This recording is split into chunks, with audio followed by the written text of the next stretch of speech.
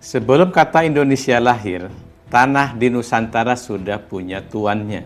Masyarakat adat, tanah bukan sekedar lahan, tapi ibu yang memberi makan. Mereka punya hak wilayah yang dijaga bersama, diwariskan turun-temurun, dan tidak pernah dijual keluar komunitas.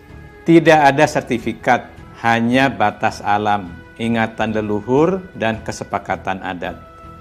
Lalu abad ke-19, Belanda datang, bukan hanya dengan senjata, tapi dengan pena dan hukum.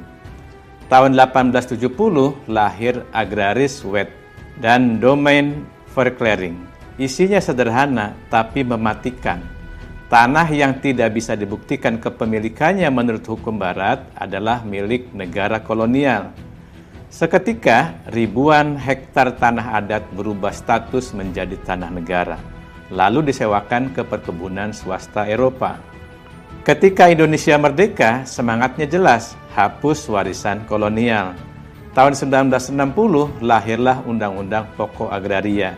Di sini, negara tidak memiliki tanah, tapi menguasai untuk kemakmuran rakyat.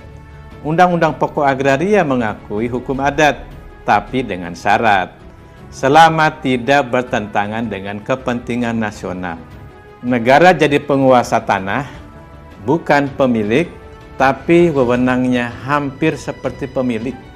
Masalahnya, kepentingan nasional itu bisa lentur.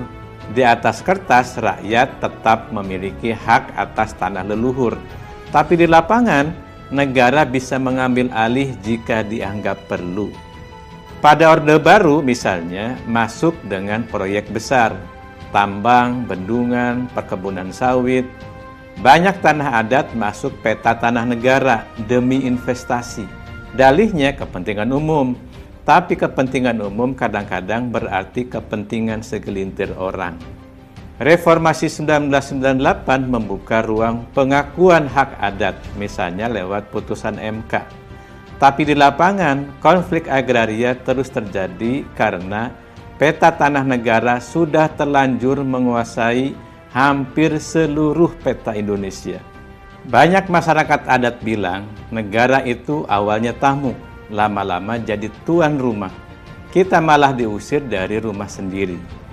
Dari tangan komunitas, berpindah ke tangan kolonial, lalu ke tangan negara modern. Perjalanan tanah di Indonesia adalah cerita tentang pergeseran kuasa dan perdebatan panjang tentang siapa sebenarnya tuan di rumah sendiri.